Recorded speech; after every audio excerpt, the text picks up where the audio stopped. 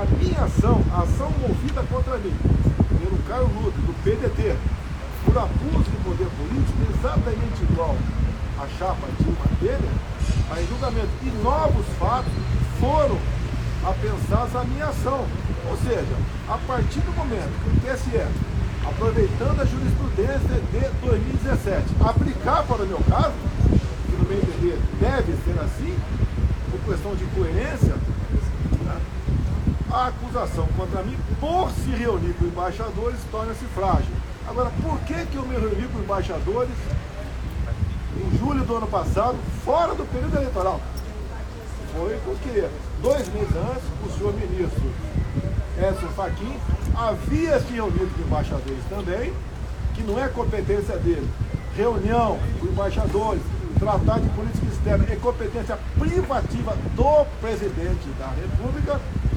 Então foi uma resposta ao senhor Edson Fachin, porque lá naquela reunião dele, o que ele deixou mais do que implícito, deixou claro.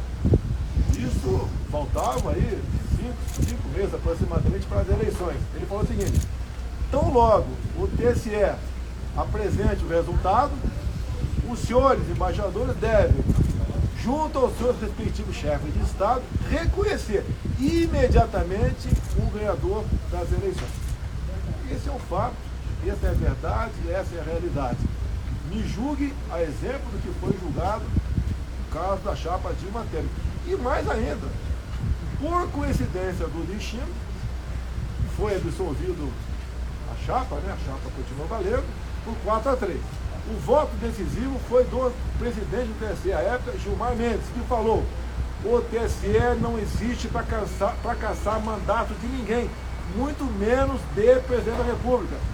E um desses 4 votos, além do Gilmar, foi do senhor Tarcísio, que era ministro do Tribunal Superior Eleitoral, que votou com o Gilmar Mendes. Ou seja, é só o senhor Alexandre de Moraes, diretamente beneficiado por uma conjuntura, uma coincidência no momento, seguir os precedentes, né? O que aconteceu, né, em 2017, que eu vou ser absolvido também. Não tem por que caçar meus direitos políticos numa reunião com embaixadores. É só julgar com a mesma jurisprudência de 2017 que eu serei, essa ação será equivalente.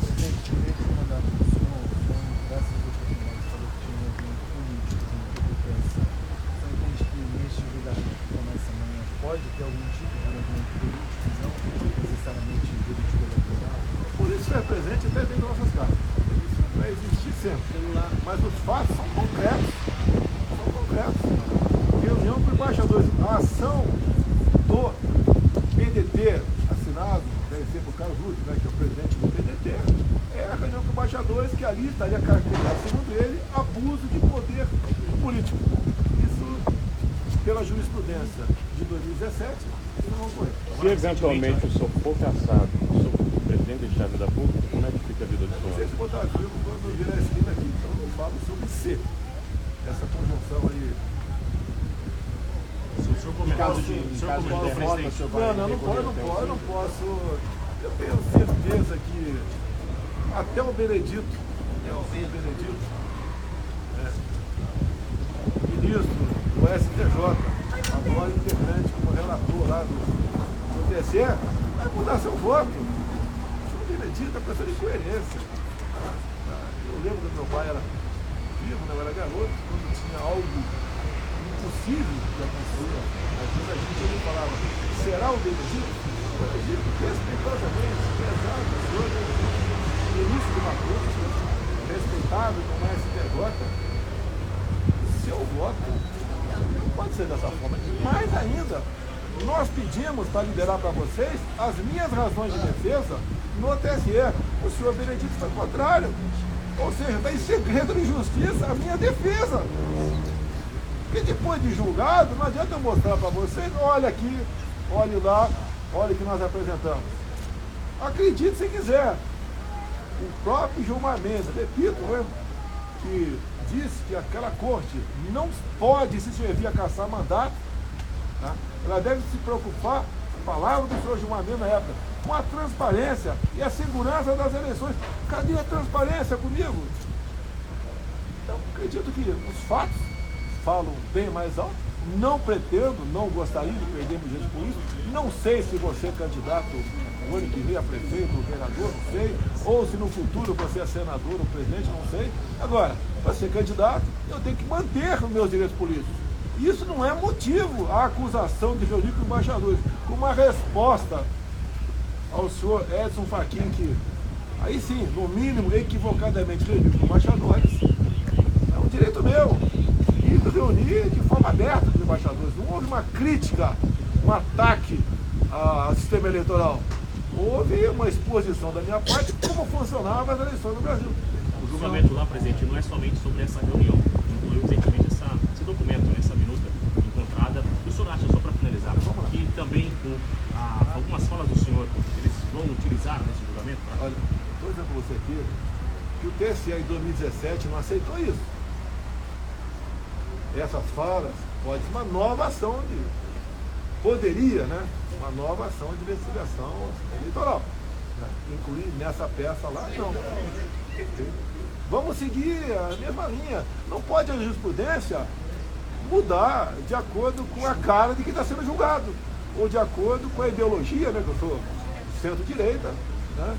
Outros são de centro-esquerda. Não pode mudar de acordo com quem sentar no banco ali. A jurisprudência é uma, isso não pode acontecer.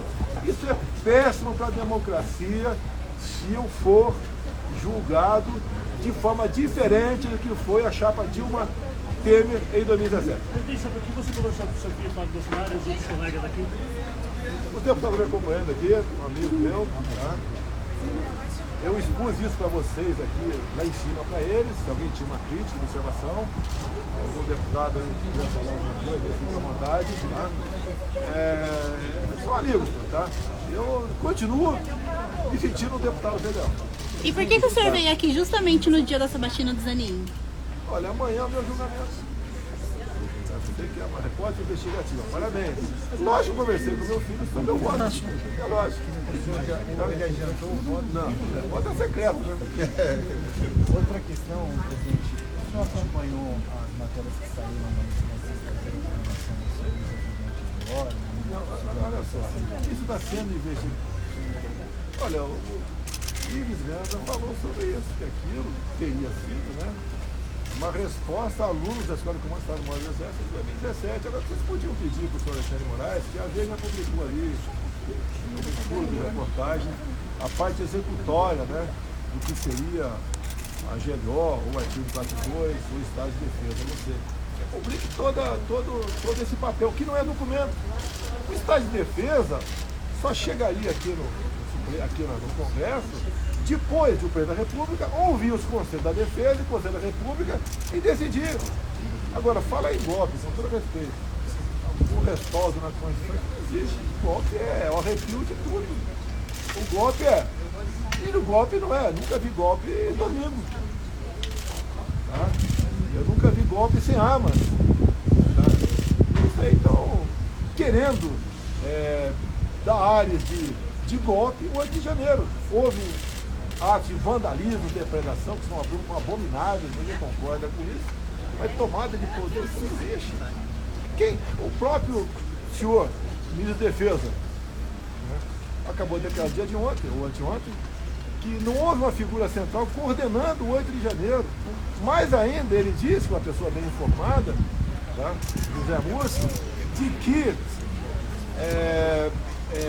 quem praticou esse vandalismo não foram as pessoas do acampamento.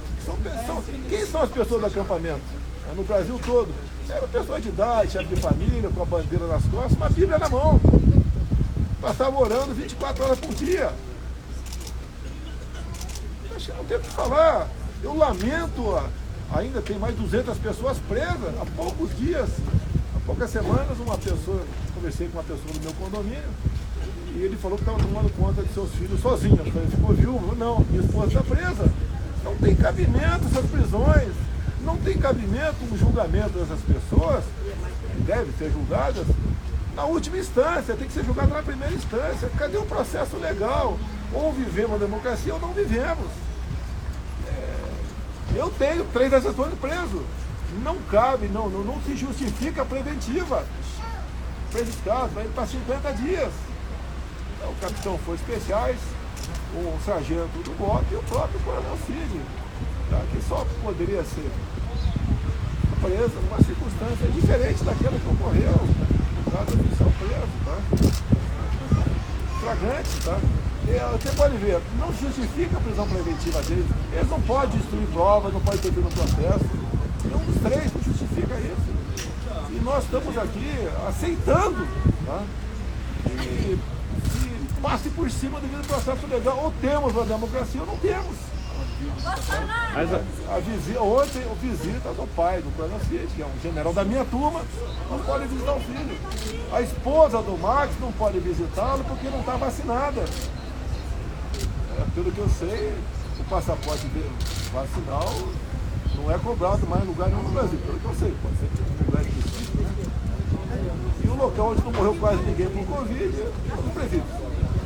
As acusações contra o senhor, eventualmente. O senhor achou? Qual é a sua avaliação? As respostas sobre ele? Pude ver na íntegra o depoimento do chefe da Polícia Rodoviária Federal. Tá?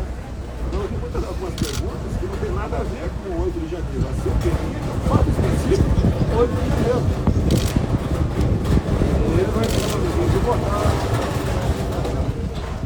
Não houve um excesso de área para um local em relação ao outro.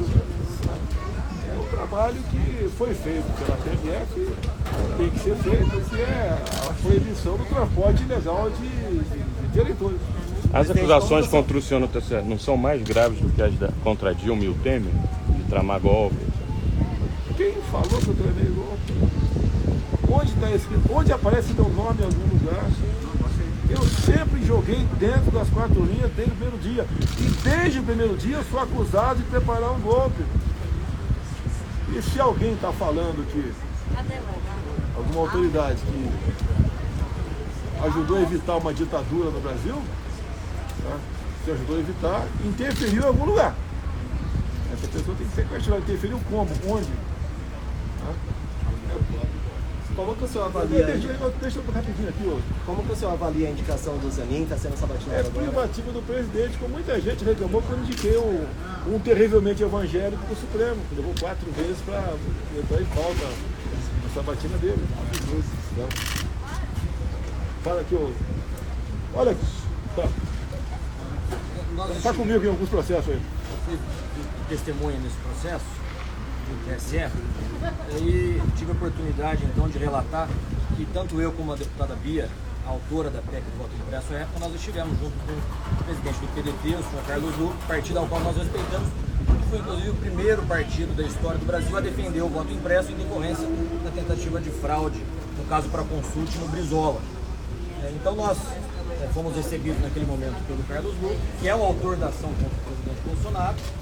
E em 2021, o Carlos Lupe fez a seguinte postagem nas suas redes sociais: sem a impressão do voto, não há possibilidade de recontagem. Sem a recontagem, a fraude impera. E esse mesmo partido agora, o presidente Carlos Lupe, que nós respeitamos, repito, agora entra com o presidente Bolsonaro pedindo fim da eleição. Ok? Pessoal, obrigado.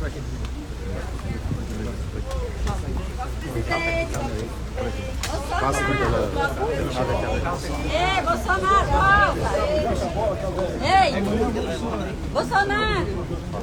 Olha, agora tu vai fotografar. Olha, ele vai.